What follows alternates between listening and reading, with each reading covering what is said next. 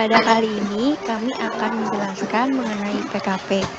Pertama-tama, kami ingin memperkenalkan diri terlebih dahulu. Nama saya Desi. Nama saya Kevin Johari.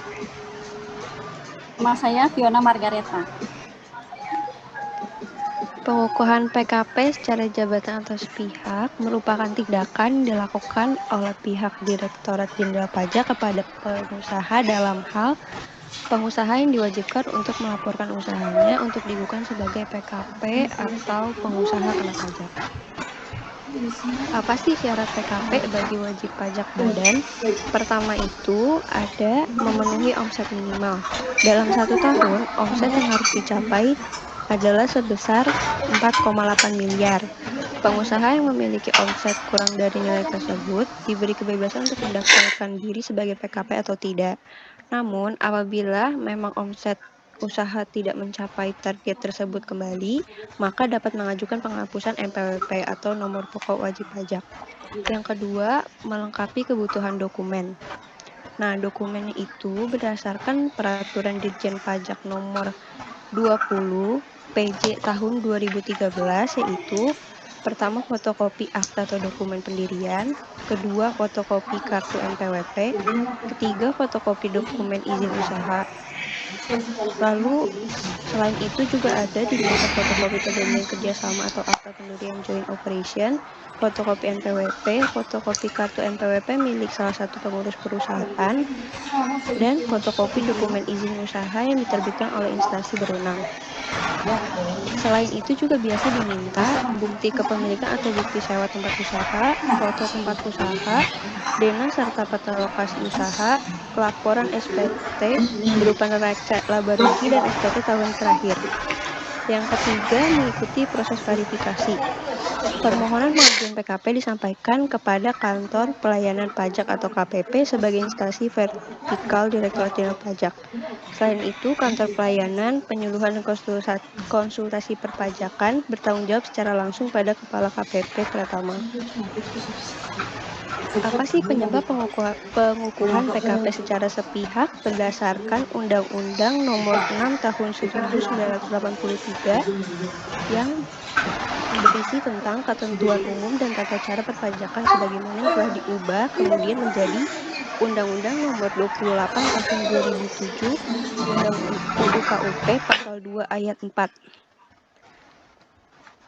Yang meliputi 2 ayat. Yang pertama itu berbunyi, setiap wajib pajak yang telah memenuhi persyaratan subjek dan objektif sesuai dengan ketentuan peraturan perundang-undangan perpajakan wajib mendaftarkan diri pada kantor Direktorat Jenderal Pajak.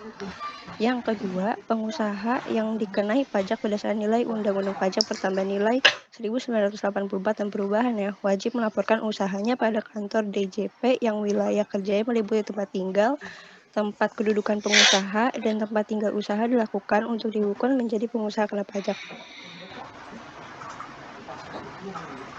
Dasar hukum sanksi pajak bagi PKP berdasarkan Undang-Undang Nomor 28 Tahun 2017 Pasal 14. Itu berisi tentang ketentuan umum dan tata cara perpajakan atau UU KUP.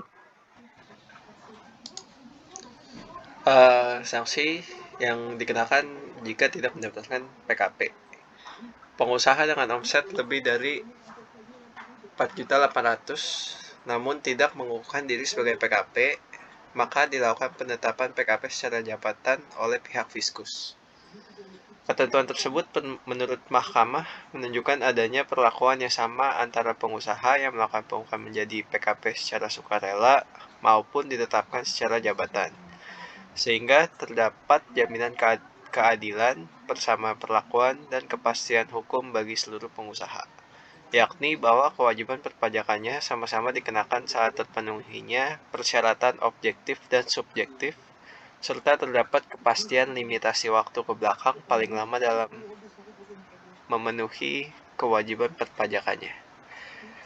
Kewajiban perpajakan bagi wajib pajak yang diterbitkan nomor pokok wajib pajak dan atau yang dikukuhkan sebagai pengusaha kena pajak secara jabatan dimulai sejak saat wajib pajak memenuhi persyaratan subjektif dan objektif sesuai dengan ketentuan peraturan perundang-undangan perpajakan. Paling lama 5 tahun sebelum diterbitkannya NPWP, dan atau dikukuhkannya sebagai PKP. Bila ternyata ada jumlah pajak yang kurang dibayar, akan ditagih dengan SKPKB. Jumlah kekurangan pajak yang terutang dalam SKPKB ditambah dengan sanksi administrasi berupa bunga sebesar 2% per bulan, paling lama 24 bulan dihitung sejak saat terutangnya pajak atau berakhirnya masa pajak, bagian tahun pajak atau tahun pajak sampai dengan diterbitkannya SKPKB. Tidak hanya itu, PPN ditambah dengan sanksi administrasi berupa denda sesuai pasal 14 ayat 4 Undang-Undang KUP sebesar 2% dari dasar pengenaan pajak atau DPP yang ditagih melalui surat tagihan pajak atau STP. Sebagai konsekuensi dan penarikan kewajiban perpajakan yang seharusnya dilaksanakan oleh wajib pajak atau PKP sampai dengan 5 tahun ke belakang.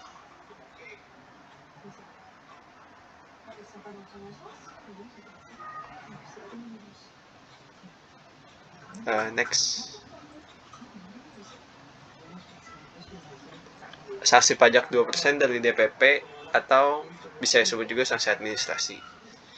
Bila SPT masa telah disampaikan, dikenakan denda 100.000 sampai 500.000 per SPT. Yang kedua, bila SPT tahunan telah disampaikan, dikenakan denda 100.000 sampai 1 juta per SPT. Denda 150% dari jumlah pajak yang kurang dibayar bagi wajib pajak yang melakukan pembetulan sendiri dan belum disidik. Pengusaha yang sudah PKP namun tidak membuat faktur pajak atau sudah membuat namun tidak tepat waktu, dikenakan denda 2% dari DPP atau dasar pengenaan pajak. Pengusaha yang sudah PKP namun tidak mengisi faktur pajak dengan lengkap, dikenakan sanksi 2% dari DPP. PKP yang melaporkan faktur pajak namun tidak sesuai dengan masa penerbitan faktur pajak, dikenakan sanksi 2% dari DPP. 4 hal yang perlu diperhatikan agar kita bisa terhindar dari sanksi pajak. Yang pertama itu mengisi faktur pajak dengan benar, lengkap, dan jelas. Yang kedua, mengisi SPT dengan benar, lengkap, dan jelas. Yang ketiga, menyetorkan pajak terhutang dan membuat laporan dari tiap perpajakan tepat waktu. Yang keempat, menghindari kegiatan yang mampu menimbulkan sanksi pidana. Apa itu SPHP? SPHP merupakan salah satu komponen penting yang harus dibuat oleh pemeriksa sebelum menetapkan hasil pemeriksaan. Hal tersebut tercantum dalam pasal 11 huruf F Peraturan Menteri Keuangan Nomor 184 PMK 03 tahun 2015 tentang tata cara pemeriksaan.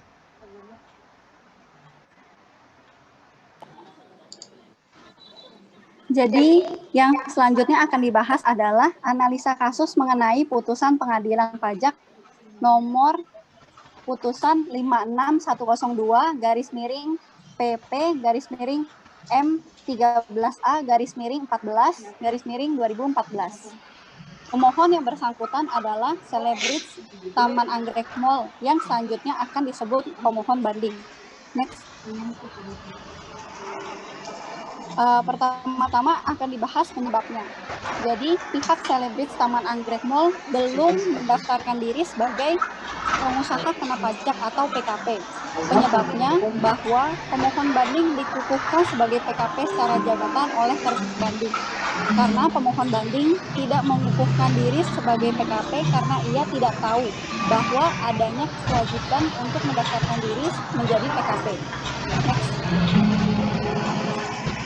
Permasalahan dari analisa kasus ini adalah pihak Celebrits Taman Anggrek Mall atau pemohon banding tidak mendaftarkan diri sebagai PKP, sehingga pihak DJP atau terbanding mengukuhkan pemohon banding sebagai PKP. Menurut terbanding, pemohon banding sudah memenuhi salah satu syarat secara subjektif dan objektif untuk menjadi PKP, yaitu memiliki omset lebih dari 600 juta. Maka kewajiban untuk memungut PPN-nya sudah dihitung sejak ada kewajiban tersebut muncul.